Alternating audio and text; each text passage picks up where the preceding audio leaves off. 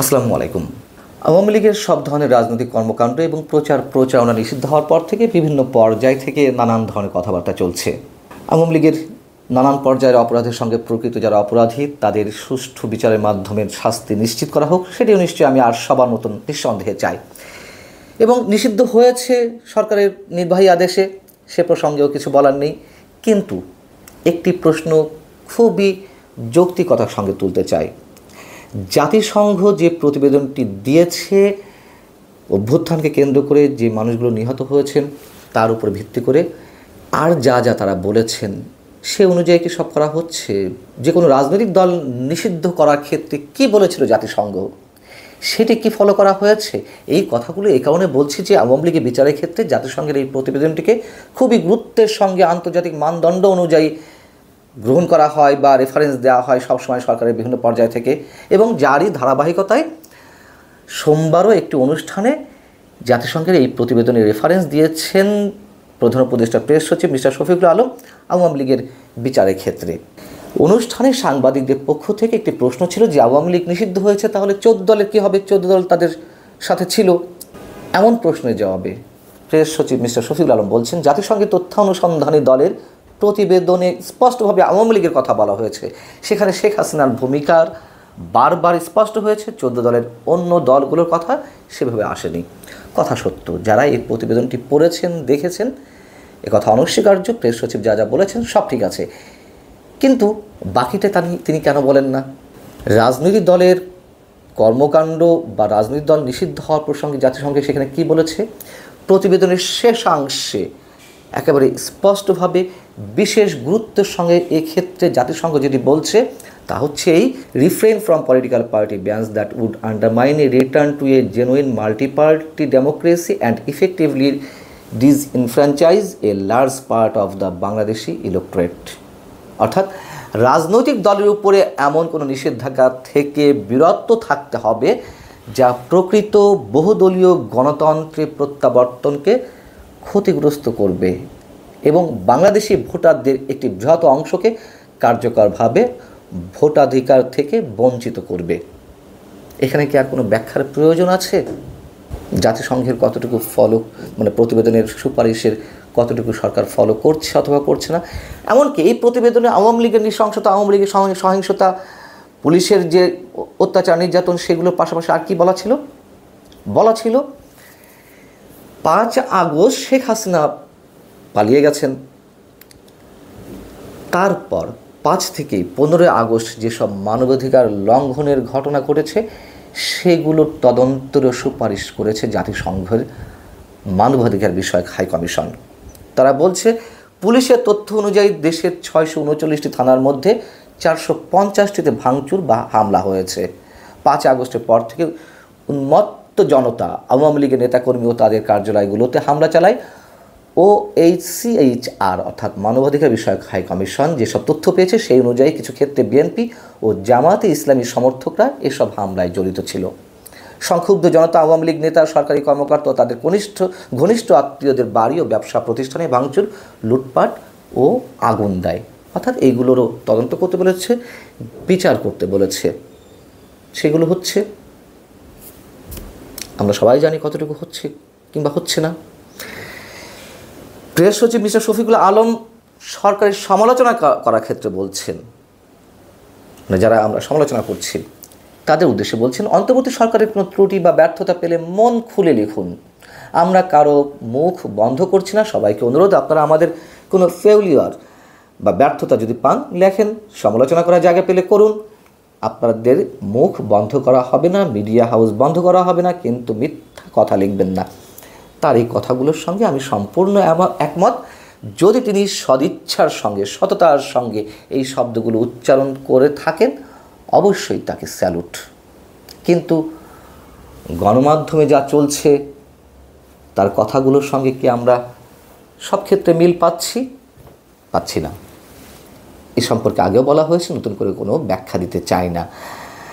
সবচেয়ে স্পর্শকাতর যে বিষয়টি সম্পর্কে প্রশ্ন করা হয়েছিল, যেটি এখন মানুষের মুখে মুখে, তা হচ্ছে আওয়ামী লীগের বিচার হচ্ছে বা বিচারের উদ্যোগ নেওয়া হয়েছে যেহেতু মানবতা বিরোধী অপরাধের দায়ে, তাহলে সেই একই অপরাধের দায়ে মুক্তিযুদ্ধের বিরোধিতা করা জামাতে ইসলামের বিষয়ে সরকারের অবস্থান কি? এ বিষয়ে খুবই চমৎকার একটি বক্তব্য দিয়েছেন শফিকুল আলম। তিনি বলছেন যে এ বিষয়ে তো 2012 সালে আওয়ামী লীগ অ্যাকশন নিয়েছে, 71-এর পরে তাদের মানে জামাত ইসলামীকে ব্যান করা হয়েছে, নিষিদ্ধ করা হয়েছে, অতএব আর কি? তাহলে আমরা কি প্রশ্ন করতে পারি আওয়ামী লীগের সময় আন্তর্জাতিক অপরাধ ট্রাইব্যুনালে যে বিচারগুলো হয়েছে তাহলে ঠিক হয়েছে অথবা ঠিক হয়েছে কিনা?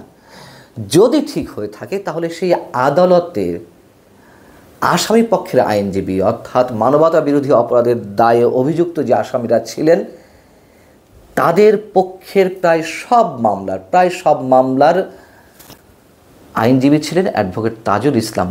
তাকে কিভাবে এই আদালতেরই চিফ প্রসিকিউটর নিয়োগ করা হয়? সেখানে তো মানবতা বিরোধী অপরাধের দায়ে অভিযুক্ত আরও অনেকের বিচার চলমান। তাদের আইনজীবী হওয়া সত্ত্বেও তাজুল ইসলামকে কেন সেই আদালতে রাষ্ট্রপক্ষের আইনজীবী নিয়োগ করা হলো? মানবতা বিরোধী অপরাধের দায়ে আওয়ামী লীগের বিচার হবে, কিন্তু আমাদের মহান মুক্তিযুদ্ধের সময় মানবতা বিরোধী অপরাধের দায়ে জামাতের বিচার হবে না, এটা কেমন কথা? এবং সেই প্রশ্ন জোরে বিভিন্ন জায়গা থেকে উঠছে। জামাতের বেলায় সরকার চুপ করে থাকবে, সেটা কেমন হয়ে যায় না? অনেক প্রশ্ন তো ওঠে। সেই জায়গা থেকে শফিকুল আলম যে প্রশ্নের উত্তর দিয়েছেন তার আরও একটি অংশ আছে বেশ মজার।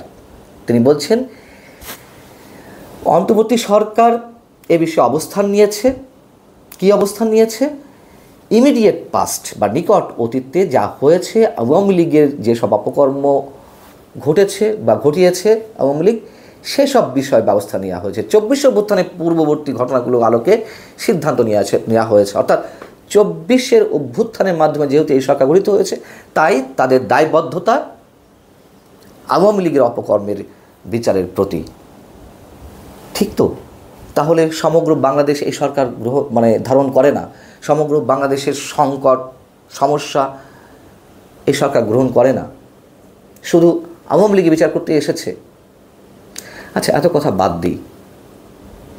যদি তাই হয়ে থাকে, আওয়ামী লীগের বিষয়টি তাদের কাছে সবচেয়ে বেশি প্রাধান্যের হয়ে থাকে, তাহলে করিডোর ইস্যুতে মিয়ানমারের উদ্দেশ্যে যে কথিত মানবিক করিডোর, সে বিষয়ে সরকার প্রাথমিকভাবে নীতিগত সিদ্ধান্ত নিয়েছে কেন যে করিডোর দেওয়া হবে?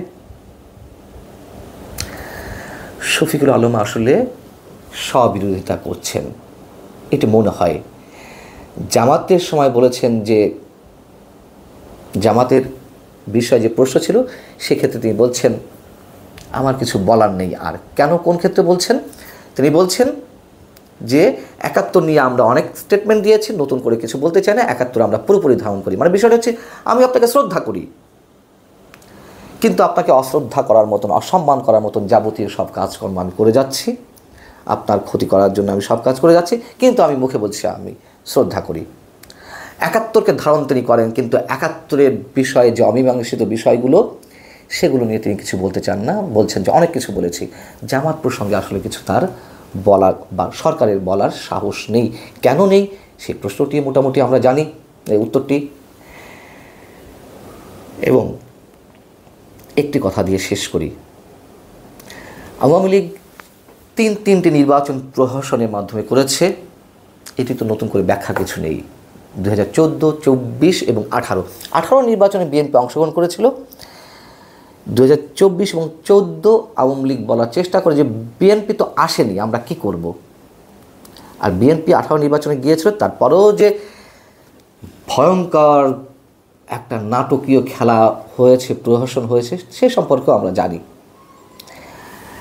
তাহলে 2014 এবং 2024 যদি বিবেচনা নেই, সেই জায়গা থেকে যদি আমরা প্রশ্ন তুলি, আওয়ামী লীগকে ব্যান করার মধ্য দিয়ে আগামীতে যে নির্বাচন অনুষ্ঠিত হয়ে যাচ্ছে, যেই অভিযোগটি আওয়ামী লীগের বিরুদ্ধে আমরা তুলি, 2014 এবং 24 নির্বাচন এমনভাবে করা হয়েছিল, এমনভাবে প্লট নির্মাণ করা হয়েছিল যে বিএনপি যাতে বাইরে থাকে নির্বাচনের, তাহলে কি সেই একই ধরনের প্রশ্ন এখন উঠবে না আগামী যে নির্বাচন হতে যাচ্ছে?